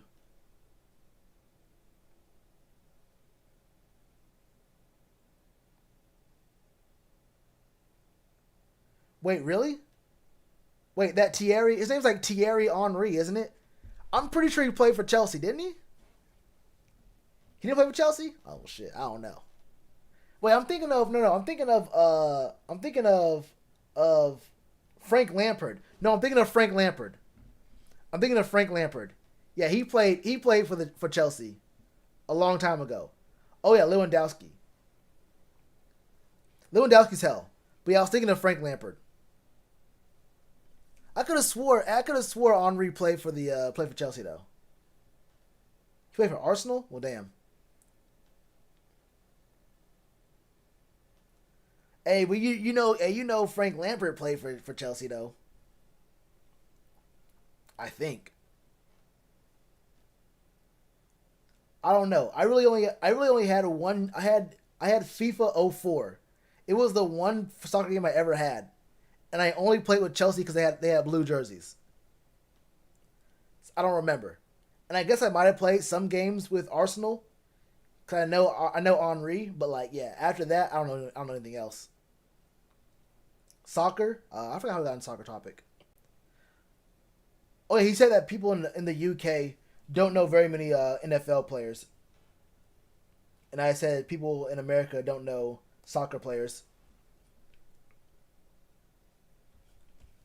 I hope he's healthy.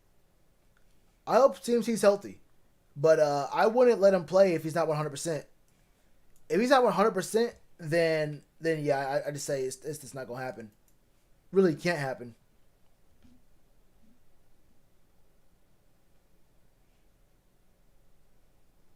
Can't let it happen.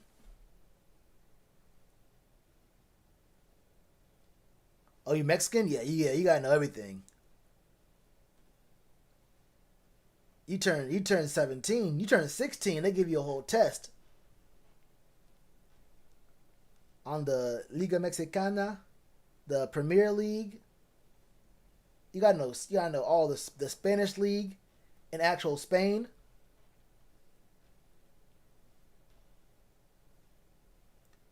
Since you speak soccer, I know I know three players from FIFA '04. I know I couldn't tell you a single thing.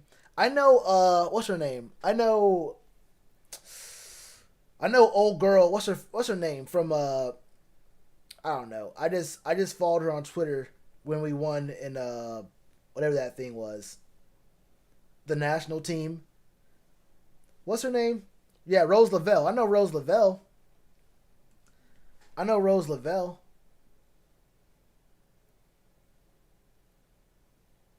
Oh, you're from Liverpool? There's a team there. I know that. Yeah, soccer's a whole lifestyle. I think yeah, the NFL is the biggest sport in America, but I think the best comparison would be college football to like European soccer. And I know it hurts you to say soccer and not football, but yeah, like it's like college football is like a religion for real, especially in the South.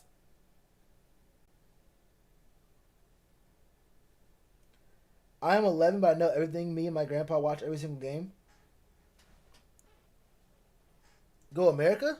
Really? As in the U.S. national team, or is there a team like called America? Low key, I mean, hey, the Charlotte FC jerseys or all the merch is dope.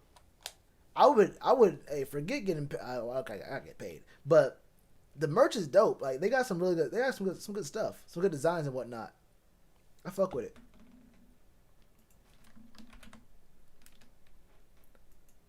I couldn't imagine though. Wait, isn't the NBA draft really soon? But I couldn't imagine like trying to break down soccer. That'd be wild. Maybe I would. I don't know. It's the MLS. You're right, Shelly. You're right. You're right. You're right. You're right. I'm breaking down. Look, I've been streaming for 5.5 hours now. I said I was gonna be here. I said I was gonna stream for maybe like an hour and a half, an hourish. That's what I thought. That's what I thought. Yeah, yeah. Yeah, I couldn't name any teams, but I assumed that was the name of a team. Like that was a name of a team in the Mexican league.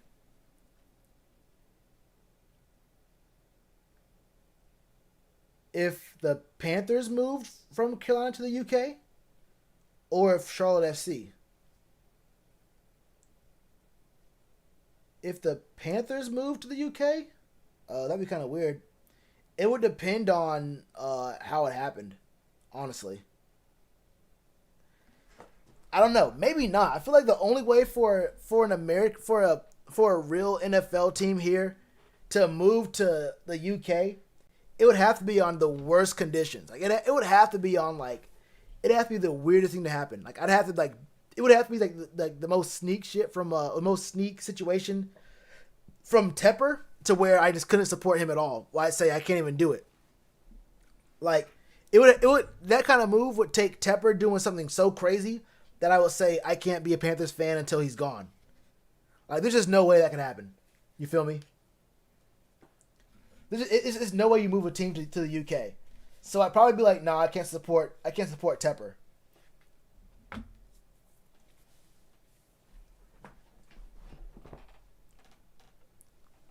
Who'd I be a fan of?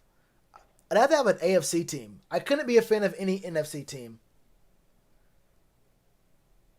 You know what? I'd probably just choose by jerseys. Honestly, I'd have a really fair shot. I'd have a fair, clean slate to find a new team based only on their jerseys.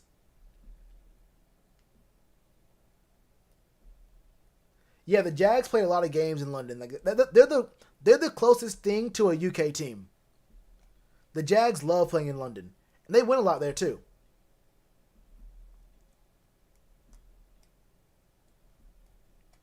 Yeah, 100%, 100%.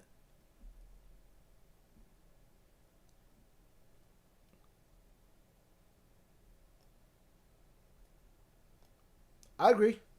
I agree, Hector. He's played a lot better this year too. A lot more consistent, and he's been playing through injury as well, and not been all that bad. He had to leave the field, but I mean, he's been good. A lot better than previous 2 years. A whole lot better. Anyway, y'all, it's look, it's gonna be it for me today. What is it? Wednesday. I'm gonna have the Chiefs video up tomorrow. I usually wait till Friday, but honestly, like I wait till Friday to get the whole injury report. But I'm pretty sure I can make I can give you a pretty fair assessment of how this game is gonna go without knowing the full scope of the injuries. I'm probably gonna not shoot it tonight. Usually I shoot tonight and then have it edited and scheduled to go up later on tomorrow. But I might respect the process just enough to wait to see what the injuries look like, for Thursday. I can get the actual practice, injury report for tomorrow before I do the video. It depends. You feel me? It depends. But yeah, tomorrow is gonna be the Chiefs video, and I have another one. I think I have I have a list of my videos right here. Oh yeah, I have a video about Taylor Moton and one more about Shaq Thompson coming up later on this week, probably Friday, I guess. Probably Friday. Anyway, y'all, we won't lose too bad. It won't be a huge blowout, I don't think. We might have a chance to win. We might have a shot to win. You never know. You never know. Anyway, y'all, thanks for coming through to the stream. Everyone who supported, showed love. My guy Tree 50 he came through the Tree 50. And MWS the 5 a little bit earlier. Showing some love and support to the channel, man. And I'll be back on maybe Friday. Maybe Friday. Anyway, y'all stay safe. Wash your hands, cover your face. By now, you know the drill. Make sure you're washing your hands and be safe out there. Just be safe. Wait. All right. What's the joke? What's the joke? Let me know. Jordan, you came at the perfect time for me to hop up out of here. But I'm waiting for my man Hector's joke. I'm gonna sit here and wait for the joke. What's up? What's the joke?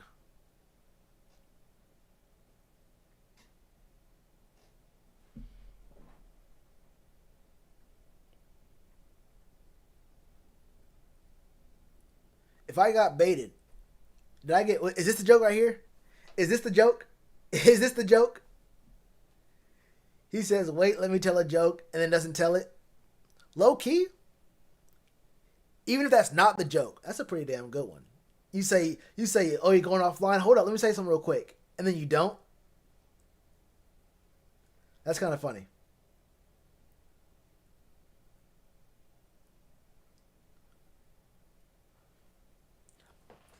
I drink water all the time, Frosty. That's what it is.